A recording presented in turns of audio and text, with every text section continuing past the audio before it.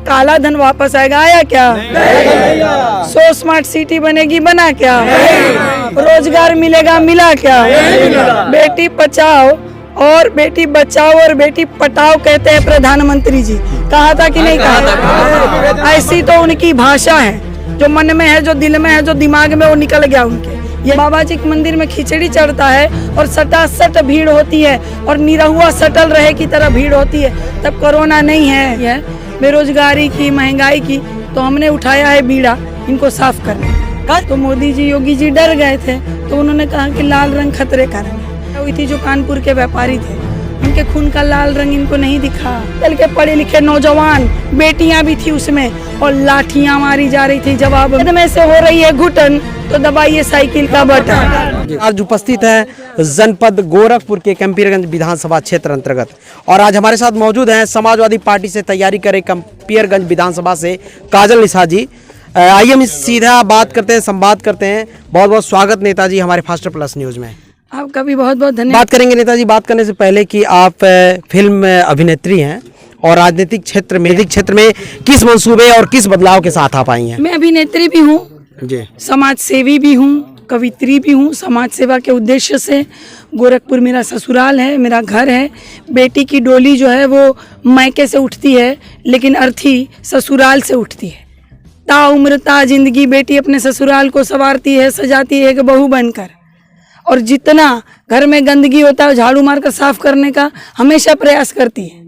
तो अगर मेरे घर में, मेरे ससुराल में बहुत ज़्यादा गंदगी हो गई है, बेरोजगारी की, महंगाई की, तो हमने उठाया है बीड़ा इनको साफ करने का। काजल निशा समाजवादी पार्टी और उमंग देखने को मिला अपने प्रत्याशी को लेकर। हम बात करेंगे नेताजी कि कुछ दिन पहले आपका सोशल मीडिया पे वीडियो आया था लाल टोपी और लाल गमछे, लाल रंग को लेकर आपने मुख्यमंत्री और प्रधानमंत्री जी को भी ललकारने का काम किया। तो हम जानना चाहेंगे कि क्या क्या सवाल रहा जहन में, किस तरह की बातें आई? देखिए, मोदी जी ने कहा गोरखपुर में आकर कि लाल रंग खतरे की घंटी है, लाल रंग खतरे का रंग है। और उन्होंने सही कहा, भाप गए थे। खतरे का रंग उनके लिए है, खतरा उनके लिए है, क्योंकि माननीय अखिलेश यादव जी जहाँ भी जाते हैं, जब उनकी रैलियाँ निकलती है, जब रथ यात्रा निकलती है, लाखों की भीड़, लाखों की उमंग, उत्साह, जोश और लाल रंग की टोपियाँ और लाल ही रंग दिखता है। तो मोदी जी, योगी जी डर गए थे, तो उन्होंने कहा कि लाल रंग खतरे का रंग है। ठीक है। दूसरी बात यह है कि गोरखपुर में आकर लाल रंग को बोल रहे थे। गोरखपुर में ही मनीष गुप्ता जी की हत्या हुई थी, जो कानपुर के व्यापारी थे। उनके खून का लाल रंग इनको नहीं दिखा। लोग पैदल मीलों मील चल पड़े थे जब लॉकडाउन में, और छाले पड़ गए थे मासूम बच्चे के पैरों में, तब वो छालों का लाल रंग इनको नहीं दिखा। जब कोरोना काल चल रहा था और लाशें गंगा जी में बहाई जा रही थी, लाशें फूल फूल कर लाल हो गई थी, वो लाल रंग नहीं दिखा। लाशें दफनाई जा रही थी और कुत्ते नोच रहे थे लाशों को, मेरे भाई, जानवर नोच रहे थे, फाड़ रहे थे लाशों को। लाल रंग की पिचकारियाँ उड़ रही थी खून की, वो लाल रंग नहीं दिखा। रामनामी ओढ़ाई जा रही थी लाल और भगवा रंग की, और सोशल मीडिया पर जब थू थू होने लगी कि देखिए इतने जो है आंकड़े दिखाई नहीं जा रही, इतनी मृत्यु हो गई कोरोना काल से, तब वो रामनामी खींची जा रही थी लाल रंग की, वो लाल रंग नहीं दिखा। अभ्यर्थी विद्यार्थियों के पेपर लीक हो रहे थे, मुख्यमंत्री जी के द्वार पर जाकर अपना हक मांग रहे थे। आजकल के पढ़े लिखे नौजवान बेटियां भी थी उसमें, और लाठियां मारी जा रही थी जवाब में, और लाल रंग के निशान पड़ रहे थे हाथों में और पीठों में, वो लाल रंग इनको नहीं दिखा। और जो थार और जो के ऊपर थार चढ़ा दिया मंत्री जी के बेटे ने, भाजपा के मंत्री के बेटे ने, और किसानों के लाल रंग की खून की पिचकारियां उड़ गई थी, वो लाल रंग इनको नहीं दिखा। कौन से लाल रंग की बात करते हैं, कौन से लाल रंग की बात करते हैं ये? और अगर कैंपियरगंज की मैं बात करूं तो यहाँ माननीय फतेह बहादुर सिंह जी 6 बार के विधायक है मेरे भाई, 6 बार मतलब 30 साल, और उनके पहले उनके पिताजी थे। आजीवन कैंपियरगंज में इनका राज है। बताइए क्या विकास है, क्या विकास है, मुझे बताइए। नेताजी, हम बात करेंगे किस उद्देश्य के साथ आप किस मुद्दे के साथ आप कंपेयरगंज विधानसभा की चुनाव की तैयारी कर रही हैं? समाज सेवा का एक मुद्दा है, महंगाई बहुत बड़ा मुद्दा है, बेरोजगारी एक मुद्दा है, और सबसे ज़्यादा ज़रूरी है शिक्षा और सड़क। सड़क जो है वो जोड़ती है सड़कों को, रास्तों को, शहरों को, दिलों को और रोजगार को।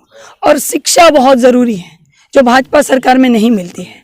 दूर दूर बैठकर बच्चा पढ़ेगा, तभी भी कोरोना है, फीस लेने के समय कोरोना नहीं है। हाँ, दूर दूर बच्चा पढ़ेगा तो कोरोना है। बाबा जी के मंदिर में खिचड़ी चढ़ता है और सटासट भीड़ होती है और निरहुआ सटल रहे की तरह भीड़ होती है, तब कोरोना नहीं है। तो मुझे क्या ये दिखाना चाहते हैं या जनता को क्या बताना चाहते हैं? यहाँ की जनता माननीय मंत्री जी से, विधायक जी से त्रस्त हो गई है, उनके मुकदमों से त्रस्त हो गई है और ये तानाशाही से, अत्याचार से त्रस्त हो गई है। लोग घुटन महसूस कर रहे हैं। तो मैं कहती हूँ, मुकदमे से हो रही है घुटन तो दबाइए साइकिल का बटन। पार्टी का कहना यह भी है कि समाजवादी पार्टी परिवारवाद की राजनीति करती है, क्या कहना चाहेंगे? तो परिवार वाली राजनीति कौन नहीं करता है मेरे भाई? देखिए, ये है कि काजल में निषाद हूँ, अखिलेश जी यादव है, तो परिवारवाद वाली पार्टी हुई। हाँ, किसी मुसलमान भाई को टिकट दिया गया, कहीं पंडित भाई को टिकट दिया गया, कहीं मौर्य को, कहीं राजभर को टिकट दिया गया, तो परिवारवाद वाली पार्टी हो गई। अरे देखिए, सुनिए, ये भाजपा पार्टी कुछ भी बोलती है, सत्य थोड़ी बोलती है। इन्होंने कहा था 15 लाख आएगा, किसके खाते में आया भाई? हाथ उठाइए। नहीं आया है। भाजपा ने तो कहा था, अच्छा उन्होंने कहा था काला धन वापस आएगा, आया क्या? 100 स्मार्ट सिटी बनेगी, बना क्या? रोजगार मिलेगा, मिला क्या? बेटी बचाओ और बेटी बचाओ और बेटी पटाओ कहते हैं प्रधानमंत्री जी, कहा था कि नहीं कहा? ऐसी तो उनकी भाषा है, जो मन में है, जो दिल में है, जो दिमाग में, वो निकल गया उनके, यही दिमाग में बिठा के रखे हैं। उन्नाव वाले भाजपा के जो नेता थे जिन्होंने गैंगरेप किया, इसीलिए ये चेतावनी दे रहे हैं क्या भाजपा वाले? बेटी बचाओ नेताजी बात करेंगे, कांड हुआ था, जला दिए थे बीच रात को। जी नेताजी, हम बात करेंगे कि सत्ता पक्ष का कहना है कि हमने पूर्वांचल में एम्स दिया, एयरपोर्ट दिया, फर्टिलाइजर दिया, बहुत सारे मिल कारखाने को मैंने खोल दिया, रोडों का जाल बिछा दिया, यानी कि और विपक्ष पार्टियों को चुनाव लड़ने के लिए कोई मुद्दा ही नहीं है, क्या कहना चाहिए? लखनऊ आगरा रोड क्या भाजपा ने दिया? फीता काटने आ जाते हैं, हर काम का श्रेय लेने आ जाते हैं। सारी चीज़ें तो समाजवादी पार्टी ने की है। फर्टिलाइजर दिया है। मुझे एक बात बताइए, उत्तर प्रदेश का कौन नौजवान, कौन भाई, कौन साथी उसमें काम कर रहा है? सब तो बाहर के हैं, कोई भी एक का है, सब गुजरात के हैं, बस सब बाहर के हैं, या उत्तराखंड के हैं या गुजरात के हैं। जमीन समाजवादी ने दिया। कौन है? मुझे एक बार आप अपने मीडिया में जरूर दिखाइएगा फर्टिलाइजर में जाकर कि वहाँ का मेरे ख्याल से एक भी कर्मचारी या चौकीदार भी उत्तर प्रदेश का नहीं है, नहीं आ रहा, बाहर जा रहा है। अब मैं बात करूंगा, आप महिला प्रत्याशी हैं, महिला वोटरों की बात की जाए तो कितने प्रतिशत महिला आपके साथ हैं? 100%, 100%। जहाँ भी जाती हूँ महिलाओं का बहुत प्यार, सम्मान, आशीर्वाद, सहयोग, प्रेम मुझे मिल रहा है। महिलाओं को अब लग रहा है कि हमारे हक की लड़ाई लड़ने वाला कोई आ गया है, क्योंकि बहुत सारी महिलाएं, मेरे ख्याल से 75% महिलाओं को पता नहीं उनके विधायक जी कौन है, क्योंकि कभी चाकते धाकते ही नहीं है, चाकते ही नहीं है, आते ही नहीं है, देखते ही नहीं है, हालचाल लेते ही नहीं है, पूछते ही नहीं है। महिलाओं को पता ही नहीं है कि उनके विधायक जी कौन है। दूसरी बात कि बेचारी दुल्हने जो पर्दे के पीछे रहती है, जो बाहर नहीं निकलती है, कुछ रसोई घर में रहती है, कुछ छत में रहती है। मैं तो महिला हूँ, मैं अंदर भी चली जाती हूँ, छत पर भी चली जाती हूँ, रसोई घर में चली जाती हूँ, पर्दे के पीछे उनसे बात करती हूँ। सब त्रस्त है। हर महिला कह रही है, बहनी हमन के महंगाई से त्रस्त हैं, अब की हमन के प्राण ले आई, साइकिलिया बटन दबी और समाजवादी सरकार बनी। धन्यवाद। समाजवादी पार्टी में आने के बाद कितनी मजबूती मिली है? ओम प्रकाश राजभर के आने से बहुत बड़ी मजबूती मिली है। 300 के पार समाजवादी पार्टी के प्रचंड बहुमत की सरकार बनने जा रही है। और रह गई बात, यहाँ स्थानीय फतेह बहादुर सिंह का अहंकार इस बार टूटेगा। इस नाते माननीय राष्ट्रीय अध्यक्ष जी को चैलेंज उन्होंने किया था कि आकर के पर्चा भर के देख ले। उन्होंने भी निर्णय ले लिया कि जाओ काजल फतेह बहादुर सिंह के अहंकार को तोड़ करके आओ और फतेह बहादुर सिंह को तुम पूरे बहुमत से वोट निकाल करके जीत करके आओ। समाजवादी पार्टी की सरकार थी, लैपटॉप देने का काम किया अखिलेश यादव ने, सिंचाई मुफ्त करने का काम किया, 300 यूनिट बिजली फ्री देने जा रहे हैं साथियों, और ये तमाम सुविधाएं समाजवादी पार्टी ने दिया था। और समाजवादी पार्टी जो वादा करती है उसे पूरा करने का काम करती है। जी आपकी लड़ाई किस पार्टी से? हमारी लड़ाई हमारी किसी पार्टी से नहीं है, ये भारतीय जनता पार्टी की सरकार और पार्टी झूठों की सरकार है। और रह गई बात, हमारी लड़ाई शिक्षा मेन मुद्दा है।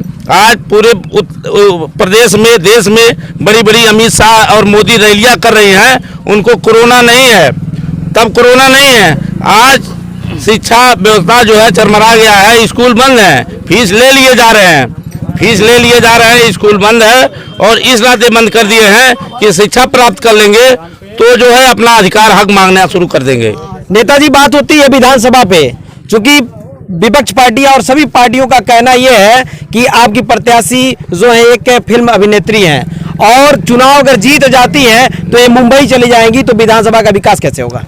ऐसा है, आपके स्थानीय जो सांसद हैं यहाँ के, क्या वो यहाँ स्थानीय है क्या? वो भी तो मुंबई के रहने वाले हैं। उत्तराखंड के योगी जी बाबा जो हैं स्थानीय है क्या? गोरखपुर के हैं, उनका कहीं बताएंगे मकान स्थान?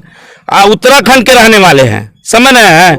ये चोला पहन करके भगवा धारण करने से कोई, काला कोट पहनने से कोई वकील बन जाएगा कि सफेद कुर्ता पहनने से कोई नेता बन जाएगा? समाजवादी पार्टी की प्रचंड बहुमत की सरकार बनने जा रही है। इस बार काजल निषाद फतेह बहादुर को पूरी ताकत के साथ हराने जा रही हैं, अंतर से। एक सवाल नेताजी, अपने प्रत्याशी के लिए क्या कहना चाहेंगे? हमारी प्रत्याशी महिला प्रत्याशी है, सारे समाज की प्रत्याशी है, सारे समाज के लोग, सारे युवाओं के प्रत्याशी है, सारे समाज की प्रत्याशी है, और वोट इस बार पूरे बहुमत से जीतने जा रही है। मैं बार बार यही बात कहूंगा। और साथियों पूछिए, साल के अहंकार को तोड़ने के लिए तत्पर हो गई हैं वो। क्या नाम है आपका? अजय निषाद। कहाँ के रहने वाले हैं? मूसावर बंडुलिया के रहने वाले हैं। क्या कहना चाह रहे हैं? माननीय काजल निषाद जी हैं, जो फतेह बहादुर का 30 साल से उनका जो अहंकार है, तानाशाही का है, उसको तोड़ने के लिए एकदम तत्पर, उनके नेतृत्व में हम लोग कार्य करते हैं और उनको ऊंचाइयों तक पहुंचा के रहेंगे।